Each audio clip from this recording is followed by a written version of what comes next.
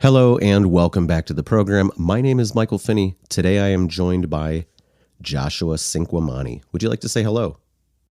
Hello, everybody. Name's Josh, as he just said. Pleased to be here. Excellent. Would you tell us a little bit about what you do, who you are, where you're from, all the basic demographic stuff we're interested in? Sure. So my name is Josh, as we discussed.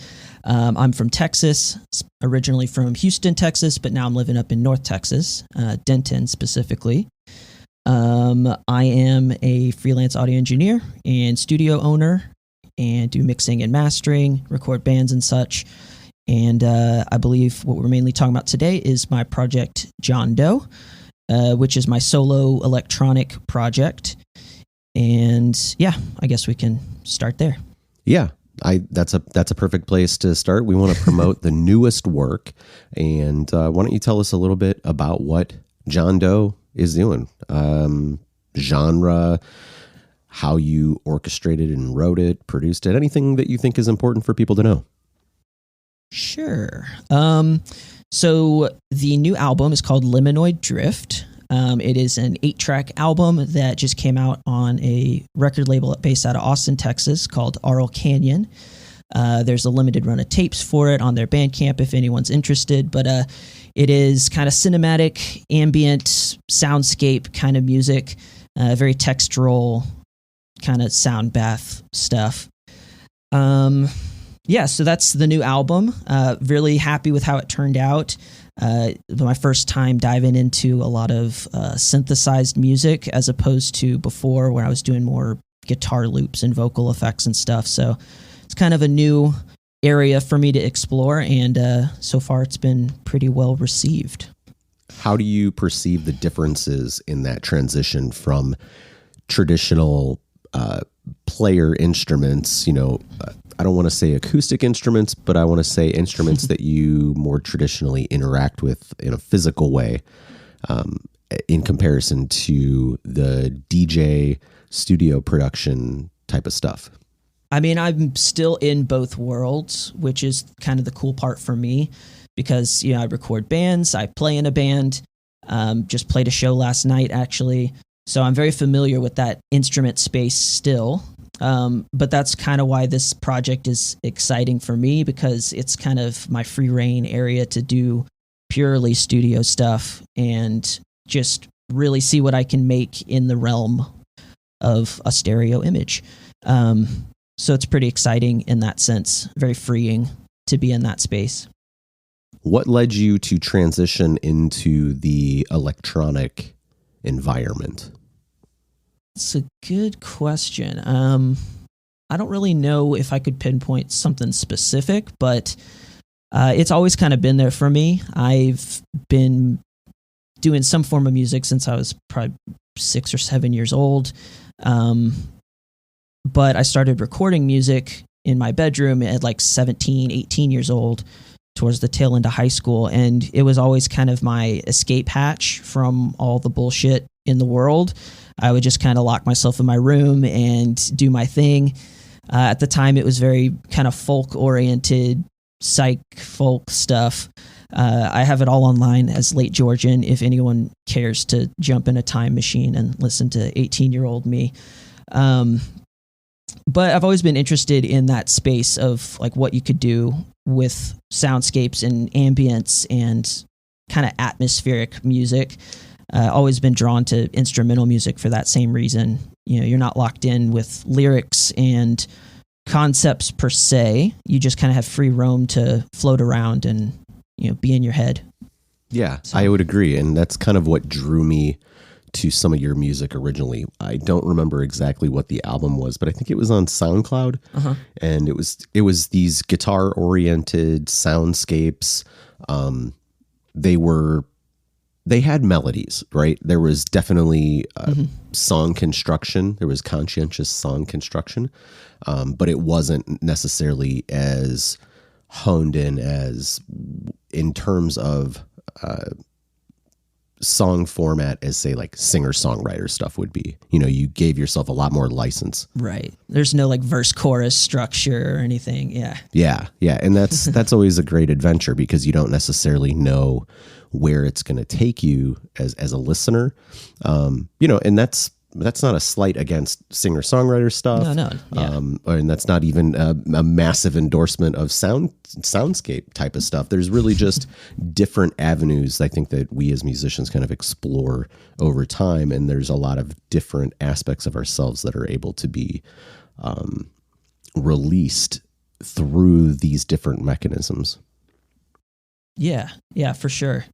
I like the way you phrase that, because to me it's the instrumental space where you're able to kind of float around, to me is almost like an emotional space that you're able to kind of evoke out of someone. And at least to me as a listener, when people start singing, I'm instinctively listening to the singing and the vocals and what they're saying, which most of the time that's what I want to be listening to. But there's something special about when that's gone. It's just the pure emotion of the sound and what it kind of brings out just on its own. And I think there's something really beautiful about that. So tell us what you were saying with John Doe. What are these pieces about in general, or what were you trying to get across with it? Yeah.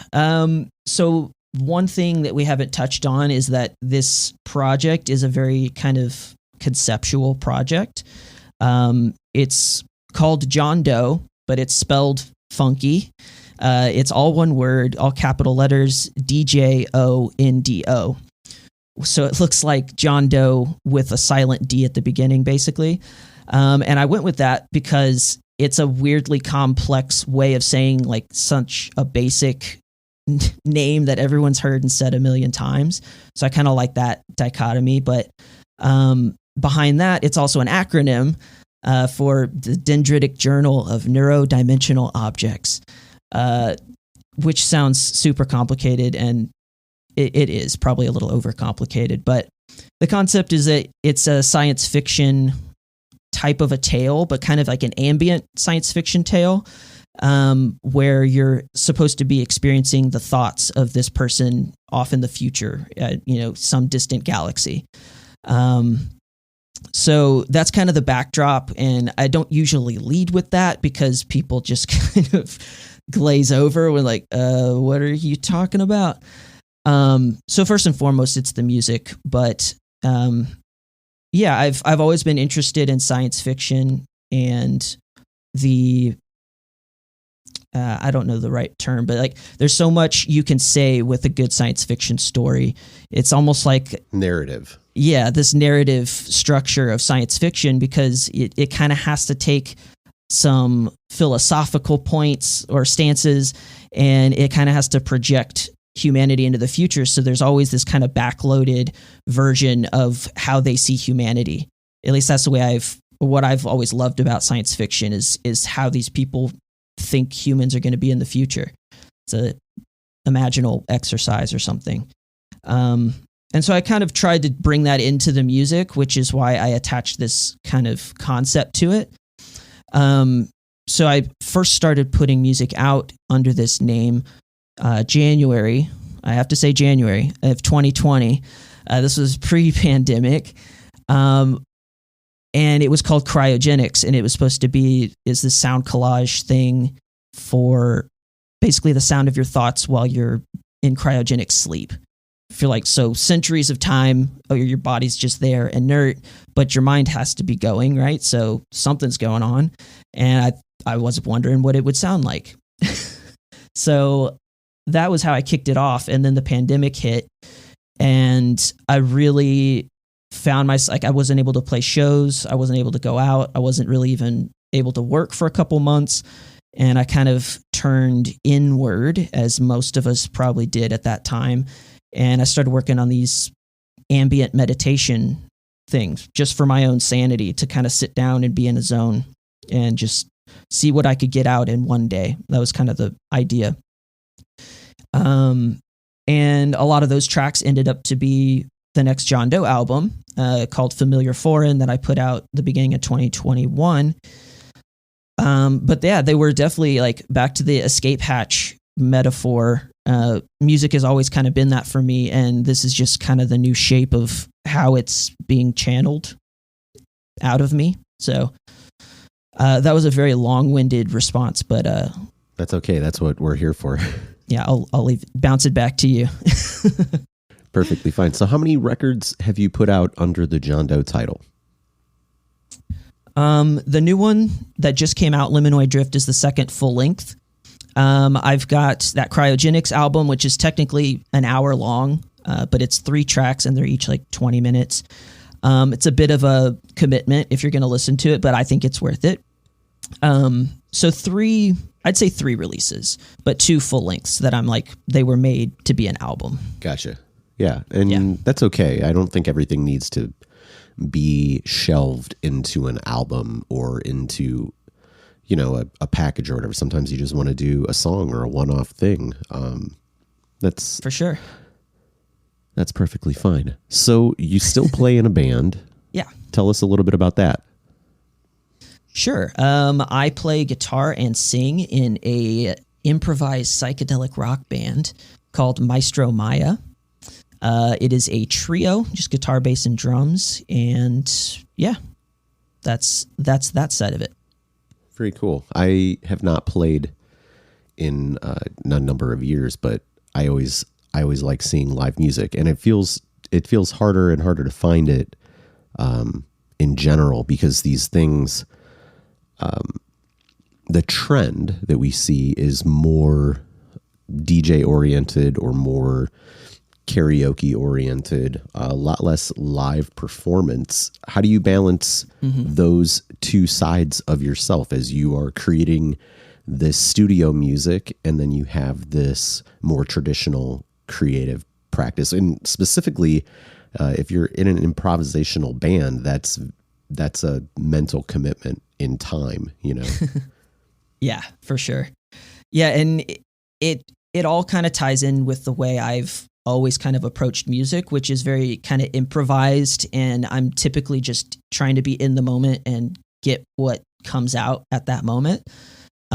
Even all my past recorded stuff that was on the folkier side, you mentioned it's not so much, singer-songwriter verse chorus structure. And that's because of the way I make it is very like, I'll start with something that sounds cool and I'll just kind of start sprinkling stuff on top. And so it kind of builds from the ground up in that way.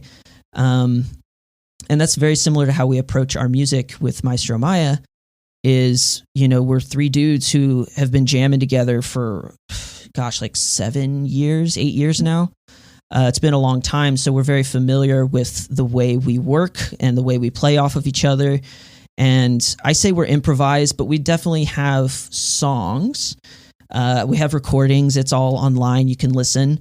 But everything we do have online is kind of based around this live thing where we're more or less improvising on the structure, the loose structure we have for each song. So I don't even want to say jazz because that makes it sound like we're some technically proficient people at our instruments. We're, a bunch of dudes from Texas riffing and doing, our loud rock and roll. But there is kind of that element of playing off of each other and feeling out the transitions as we go. Even songs we've played, 100 times, it's still going to sound different every time we play it live because we don't necessarily have the proper part to play. So yeah, I love that side of it. It's very freeing. We talked late last year on a podcast about audio production. Mm-hmm. How do you approach that? What is your thinking in terms of operating a studio or being a producer for other folks? And when they work with you, what do they get? What should they expect? Sure.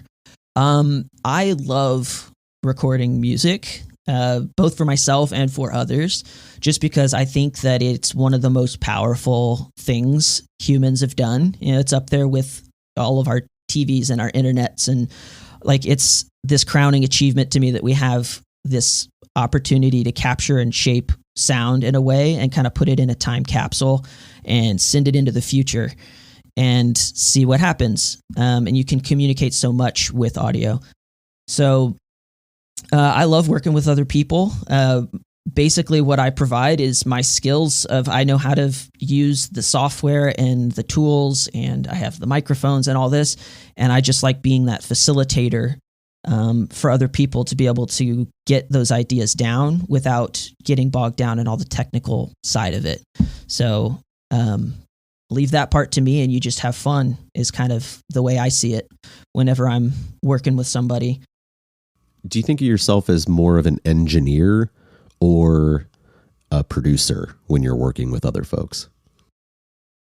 It's typically skews engineer. It depends on the project. You know, when I'm working with friends who are a little more comfortable, it gets more into producer territory because, you know, I feel more comfortable voicing things I think could change. For the most part, though, like unless you want me to be involved, I'm kind of act as facilitator type of thing where I'm more just engineering it and making sure it comes out as good as it can. So let's talk to that. Who are some of your favorite engineers and producers? That's a great question. I hadn't prepared. But I think, I mean, I'd hate to say Rick Rubin first because it seems like I see him all the time on my feed. Seems the obvious choice, but he's got a very interesting philosophy about it all. And I do really respect his approach and his outlook on producing as an art kind of thing and almost being like the Zen master in the studio and just being present and basically approving or disapproving. You know, like he has this weird hands-off approach, but he's still very present in it. So I really like what he does. And as far as producers go, there's too many to name. I do like the people who are very auteur-like, where they're hands-on all the pieces, and if not doing all the pieces themselves, having very specific approaches. And those are the people that tend to have a sound associated with them, which to me is kind of like the highest tier of producer, is when people can hear your song and without even knowing what song it is, they could say, oh yeah, that's for sure produced by this guy. Have you yeah. read or are you familiar with Rick Rubin's new book that he released?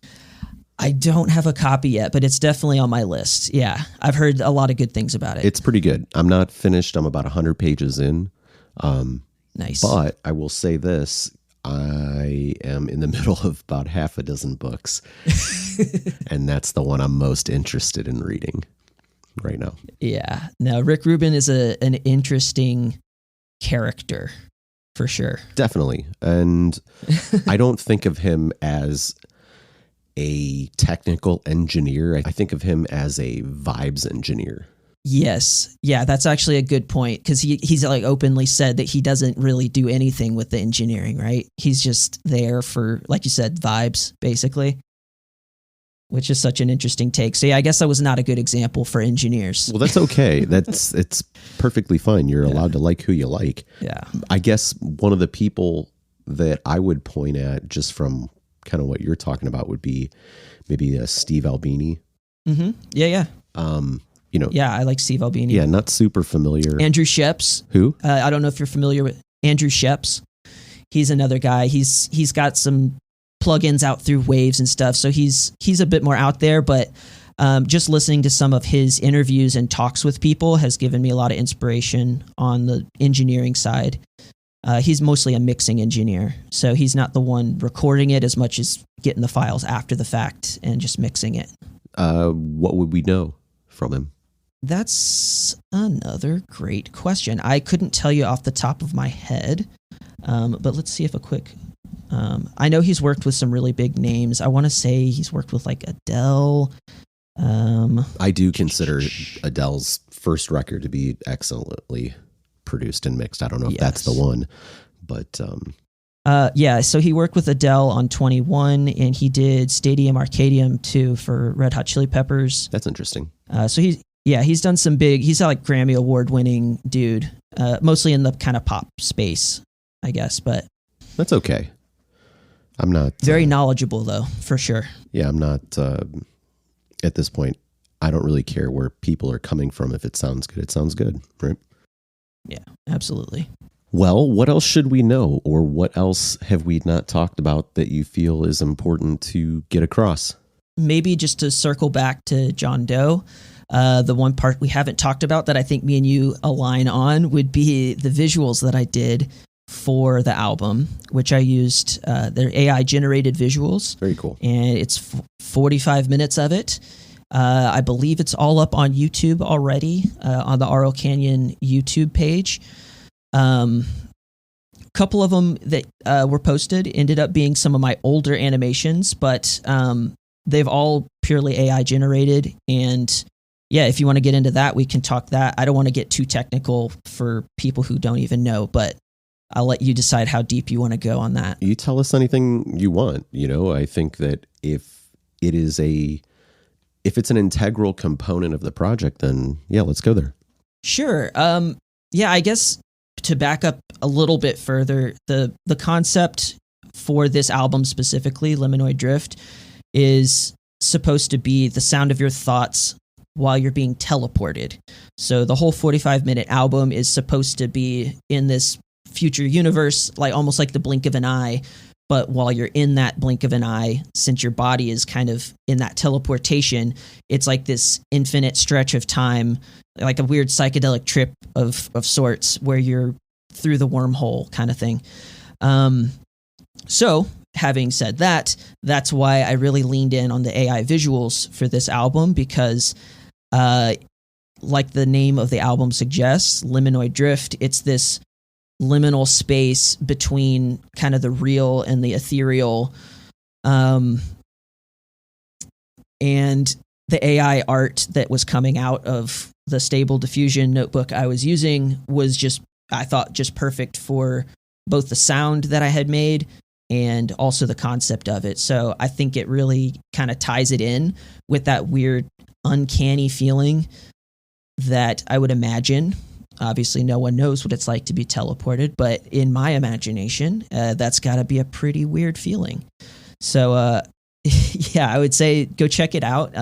I think putting it on a TV and hearing the music with the visuals is a whole different experience than just putting it on Spotify or something, which, by the way, no hate on just the audio, because that was how it started anyway. So the visuals and the concept is all bonus sprinkles on top of the birthday cake, as far as I'm concerned. But I think it's worth checking out. Love it. So where all can people find the new record? It is out everywhere digitally. I say everywhere because it's a DistroKid just puts it on all the stuffs.